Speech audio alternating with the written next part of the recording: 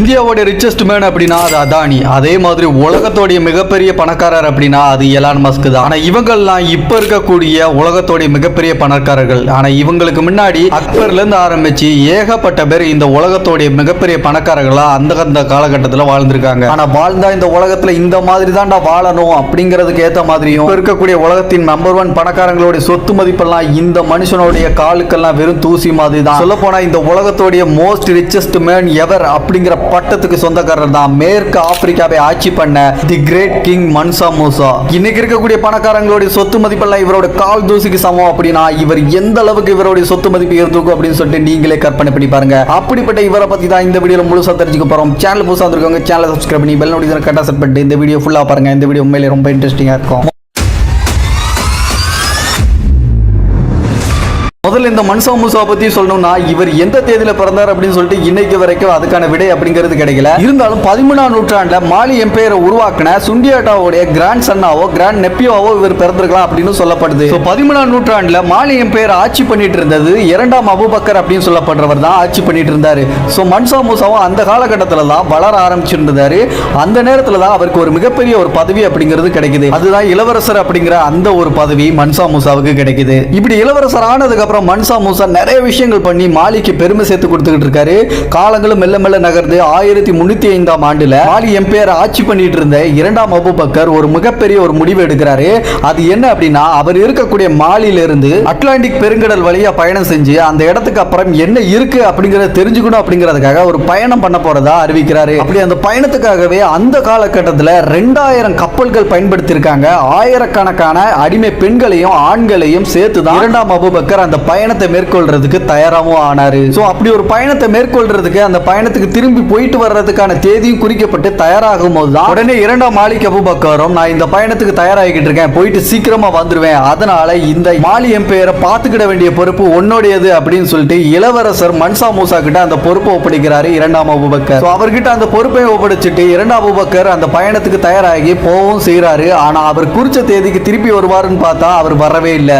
இந்த ஒரு விஷயம் மாலியோடைய அரசவையில இருந்து மக்கள் வரைக்கும் எல்லாரும் மத்தியிலேயே ஒரு பதட்டத்தையும் ஒரு பயத்தையும் கிரியேட் பண்ணுது. இந்த விஷயத்துக்கு இடையில தான் மன்சா மூசா ஒரு விஷயம் பண்றாரு. மாலியோடைய அரசரா அவரே பதவி ஏத்துக்கிறாரு. ஏன் மன்சா மூசா இந்த ஒரு விஷயத்தை பண்ணாரு அப்படின்னா அந்த காலகட்டத்தில் மாலியோடைய சட்டத்திட்டத்தின்படி பாத்தீங்கன்னா மாலியோடைய இளவரசர் அரசர் இல்லாதப்போ அந்த பொறுப்புல இருக்கும் போது அவரே அரசரா மாறிக்கலாம் அப்படிங்கிற ஒரு சட்டம் அந்த காலகட்டத்தில் மாலில இருந்துச்சு. அதனாலதான் மன்சா மூசா இளவரசரா இருந்தவர் அரசராவே தன்னைத்தானே பதவி ஏத்துக்கிட்டாரு. இப்பதான் மாலியோடைய புது எம்பையரா மன்சா மூசா ஆயிட்டார் இல்லையா, இனிமேதான் அவரோட ஆட்டமே ஆரம்பிச்சது.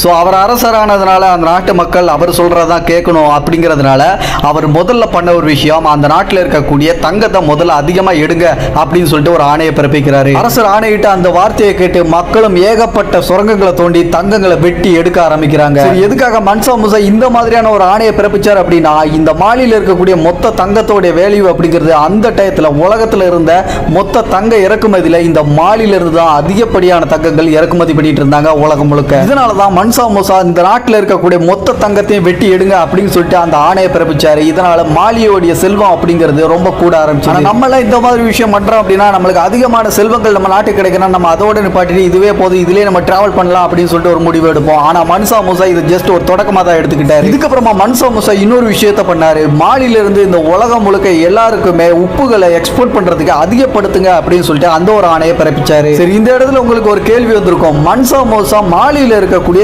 தங்கங்களை அதிக வேல்யூல இருக்கக்கூடிய தங்கங்களை எடுக்க சொன்னதுக்கு ஒரு காரணம் இருக்குது.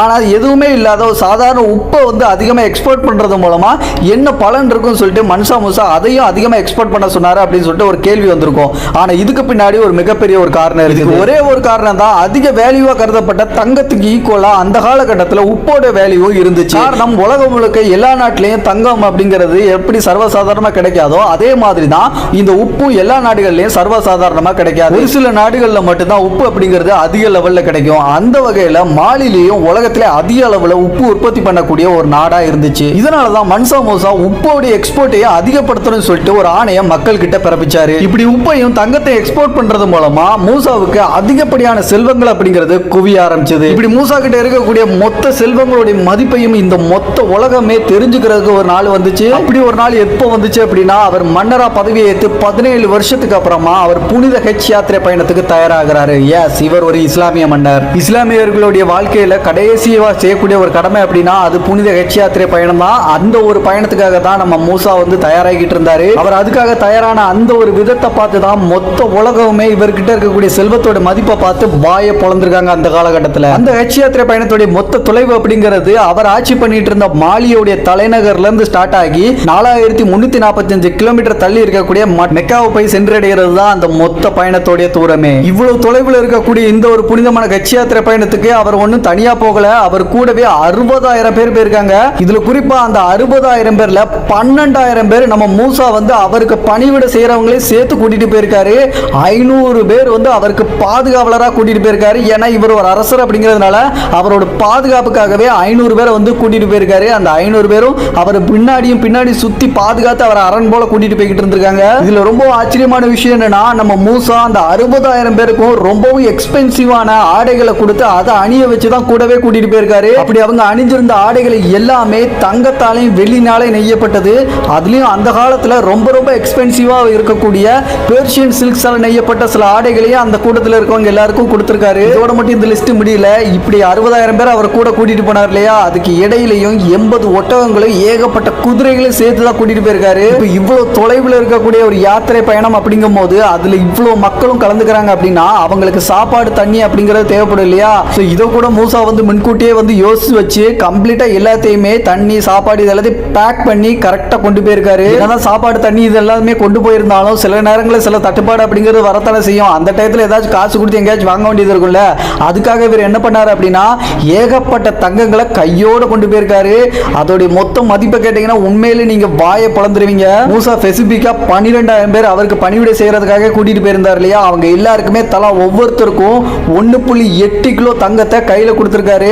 மொத்தமா அந்த 12,000 பேருக்கு சேர்த்து 21,600 கிலோ தங்கத்தை அவங்களுக்கு மட்டுமே கொடுத்து கையில கொடுத்து கூட்டிட்டு போயிருக்காரு. இப்படி அவருடைய பணிவிடையாளர்கிட்ட இருந்த தங்கங்கள் எல்லாமே அவரோட வழி செலவுக்காக மட்டுமே அவர் வந்து கையோட கொண்டு போயிருக்காரு. ஆனா மன்சா மூசாவுடைய பேக்கிங் அப்படிங்கிறது இதோட மட்டும் முடியல. அவர் கூடவே 80 ஒட்டகங்களை கூட்டிட்டு போயிருந்தார் இல்லையா, அதுல ஒவ்வொரு ஒட்டகத்தோட முதுகுலையும் தலா 136 கிலோ தங்கத்தை சுமக்க வச்சே கொண்டுட்டு போயிருக்காரு.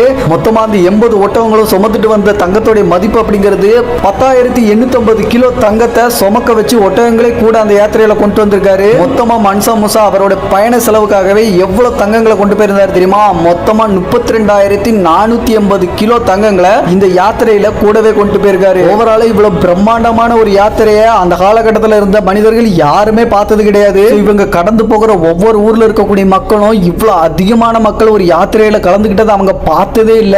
தங்கத்தாலையும் வெள்ளியிலானையும் நெய்த ஆடைகளை அணிஞ்சிருக்கிறத பார்த்து வாய பொளந்தாங்க அந்த காலத்துல இருந்த மக்கள் எல்லாருமே. சரி, இந்த இடத்துல உங்களோட மனசுல ஒரு கேள்வி வந்திருக்கும், ஒரு மனுஷன் பணக்காரனா இருக்காரு அப்படின்னா அவர் இந்த அளவுக்கு விஷயங்களை செஞ்சு இந்த உலகத்துக்கு காட்டணும் அப்படிங்கிற அவசியம் இல்லையே, அப்ப ஏன் இவர் இப்படி பண்றாரு அப்படிங்கிற ஒரு எண்ணம் வந்திருக்கும். ஆனா இந்த இடத்துல தான் நம்ம மன்சா மூசாவுடைய ஒரு மிகப்பெரிய ஒரு நல்ல குணம் உங்களுக்கு தெரிய ஆரம்பிக்கும். அப்படி அவர் என்ன பண்ணாரு அப்படின்னா அவர் கூடவே 80 ஒட்டகங்களை கூட்டிட்டு போயிருந்தார் இல்லையா, அந்த ஒவ்வொரு 80 ஒட்டகங்கள்லையும் தலா ஒவ்வொரு ஒட்டகத்து முதுகுலையும் 136 கிலோ தங்கத்தையும் சுமந்து கொண்டு போனார் இல்லையா. அந்த ஒரு தங்கங்கள் எல்லாமே அவருடைய வழி செலவுக்கு கிடையாது.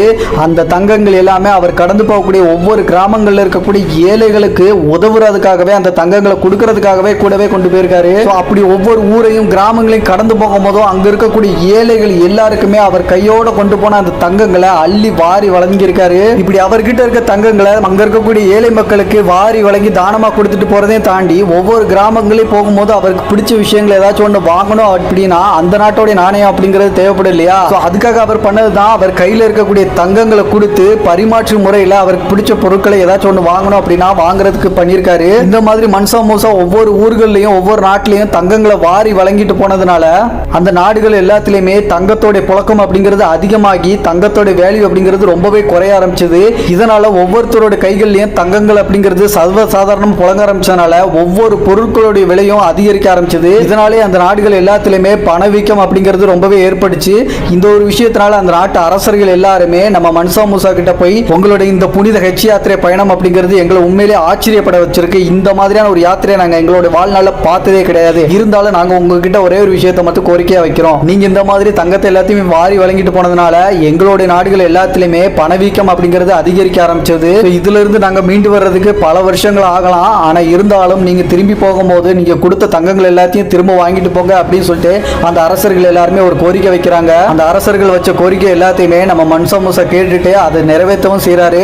ஆனா அவர் முழு தங்கத்தையும் போவையில வந்து வாங்கிட்டு போல, பாதி தங்கங்களை மட்டும் தான் அவர் கொடுத்த எல்லாத்தையும் வாங்கிட்டு போனார். என்னன்னா அவர் பாதி தங்கங்களை வாங்கிட்டு போயிருந்தாலும் கிட்டத்தட்ட ஒரு 10 வருஷத்துக்கு மேல அந்த நாடுகள் எல்லாத்திலுமே பணவீக்கம் அப்படிங்கிறது நீடிச்சுட்டு தான் இருந்துச்சு. இதுல இன்னொரு விஷயம் என்னன்னா, நம்ம மன்சா மூசா ஒரு இஸ்லாமிய மன்னர் அப்படிங்கிறதுனால அவர் போகிற இடத்துல எல்லாம் தொழுகை அப்படிங்கிறத கடைபிடிச்சிட்டு வந்திருக்காரு.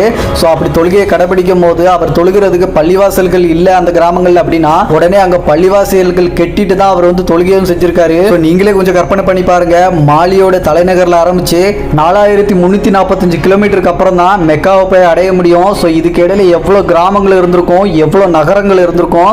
அந்த நகரங்கள் எல்லாம் ஒருவேளை பள்ளிவாசல் இல்லை அப்படின்னா எத்தனை பள்ளிவாசல்கள் இவர் வந்து அங்க கெட்டி அங்க தொழுந்திருப்பாரு அப்படின்னு கொஞ்சம் கற்பனை பண்ணி பாருங்க. ஆனா எக்ஸாக்டா அவர் எவ்வளவு பள்ளிவாசல் கெட்டியிருப்பாரு அப்படிங்கறது தெரியலாட்டியும் கூட அவர் கெட்டின ஒரு பிரம்மாண்டமான பள்ளிவாசல் இன்னைக்கும் இருக்குது. மன்சா மூசா இவ்வளவு பிரம்மாண்டமான ஒரு புனித ஹஜ் யாத்திரை பயணத்தை செஞ்சதை வச்சு சில பேர் என்ன சொல்றாங்க அப்படின்னா, பேரு புகழுக்காகவும் அவர் கையில இருக்கக்கூடிய செல்வங்களை பத்தி இந்த உலகம் தெரிஞ்சுக்கணும் அப்படிங்கிறதுக்காக இவர் இந்த மாதிரி பண்ணியிருக்காரு அப்படின்னு சொல்லிட்டு சில பேர் சொல்றாங்க. இன்னும் சில பேர் என்ன சொல்றாங்கன்னா, மக்களுக்கு நல்லது பண்ணணும் அப்படிங்கிற ஒரு காரணத்துக்காகவும், இன்னொன்னு கடவுள் மேல இருந்த அதிகப்படியான பற்றும் காரணமா தான் இந்த ஒரு பிரம்மாண்டமான ஒரு ஹஜ் யாத்திரையை அவர் பண்ணாரு அப்படின்னு சொல்றாங்க. கடைசியா நம்ம மன்சா மூசாவுடைய மொத்த நெட்வொர்த் எவ்வளவு அப்படின்னு சொல்லிட்டு தெரிஞ்சுக்கிறதுல ஆர்வமா இருப்பீங்க.